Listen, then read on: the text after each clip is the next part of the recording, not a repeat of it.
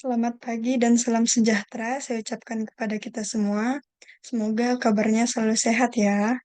Nah, kali ini kita akan belajar tentang ciri-ciri makhluk hidup. Apa saja sih ciri-ciri makhluk hidup itu? Yang pertama ada bernapas atau respirasi, yang kedua bergerak, yang ketiga tumbuh atau bertumbuh, yang keempat ada berkembang biak, yang kelima peka terhadap rangsangan, yang keenam beradaptasi, yang ketujuh memerlukan nutrisi, yang kedelapan ada ekskresi. Jadi kita akan membahas satu persatu. Yang pertama ada bernapas atau respirasi. Ciri makhluk hidup yang pertama adalah bernapas atau disebut dengan respirasi, yang merupakan proses menghirup oksigen dari lingkungan dan mengeluarkan gas karbon dioksida dari tubuh. Yang kedua ada bergerak.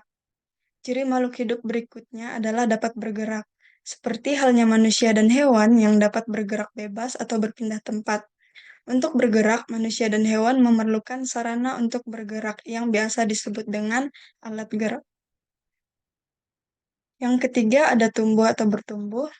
Selain bergerak, ciri makhluk hidup berikutnya adalah mengalami pertumbuhan, mulai dari kecil hingga menjadi besar.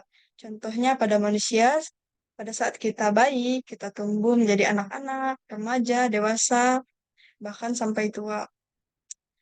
Selanjutnya ada berkembang biak. Semua yang masuk dalam kriteria makhluk hidup juga dapat berkembang biak. Tujuan dari berkembang biak atau reproduksi adalah untuk melestarikan jenisnya. Dari individu berkembang menjadi banyak individu. Selanjutnya, peka terhadap rangsangan. Berikutnya, ciri makhluk hidup adalah dapat bereaksi terhadap perubahan yang terjadi di sekitarnya atau yang biasa disebut dengan peka terhadap rangsangan. Reaksi ini akan timbul jika ada rangsangan dari lingkungan yang dapat berupa cahaya, panas, dingin, bau dari gas, sentuhan, gravitasi, rasa, dan lain sebagainya. Yang keenam ada beradaptasi.